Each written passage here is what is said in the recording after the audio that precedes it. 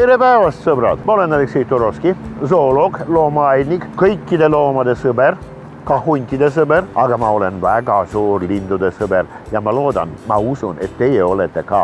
Toita loomi muidugi võib, muidugi lausa peab, kuid seda tuleb teha mõistlikult. See, mida me praegu siin Löwenruu pargi tiigi peal näeme, on ökoloogiline lõks, mis läks kinni. Selles asi ongi, et veelinde, parte, laglesid, hanesid, luike ei tohi toita sügisränne ajal. Seni, kuni on lahtine vesi, nad saavad suurepäraselt söönuks. Kui jää hakkab tekkima ja need linnud peavad edasi minema, liikuma, nad alati jõuavad nii kaugele, kus on jällegi avavesi ja jälle nad saavad söönuks. Kui aga meie pakume nendele leiba, saia, tange, helbeid, siis nende kehas otse kohe, see on praktiliselt tunni küsimus, hakkab ladestuma raskude. Raskude hakkab tekkima kuhu kohta? Linnuorganismis.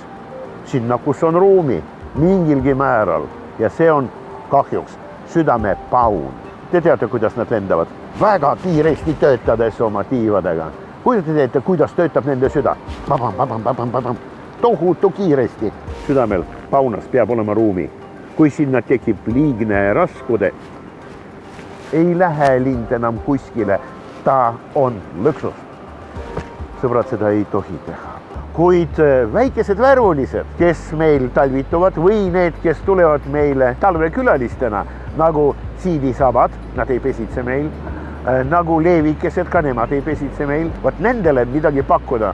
No see on väga õige tegu, kuid kuidas seda teha? Kui öösel temperatuurid hakkavad langema alla nulli, võib vabalt alustada linnukeste toitmist, kuid kui te alustasite toitmist, palun ärge unustage, toita tuleb nüüd läbi talve.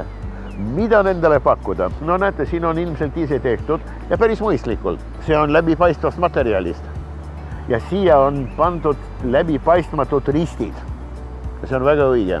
Parem oleks, kui see oleks läbipaistmatu.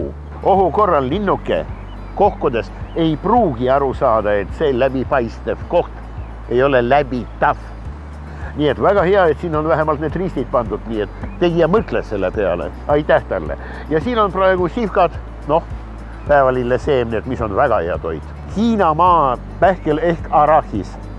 Palun ärge pankuge lindudele seda soojusega, kuumusega, eks ole, töötlemata kujul, eriti koorega, kui ta on sellise roosaka pruunika kile sees, eks ole, see on tema nii-öelda looduslik kestakene, eks ole, selliseid võib pakkuda paljudele loomadele, näiteks närilistele või sigadele, kuid mitte lindudele. Korralik pekitükk talvel võib alati pakkuda, kui see ei ole soolane, eks ole, ja see on väga paljudele lindudele väga hea toidulisa. Kõikidel on vist tuttavad lindudele mõeldud toidukuulid.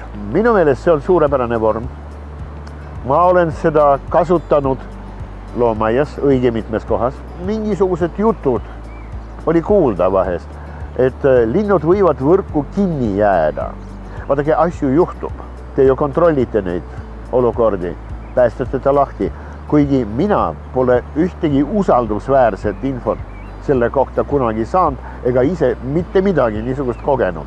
Need on väga head asjad, sõbrad. Ma võin puhta südametunnistusega ja veendumusega neid soovitada.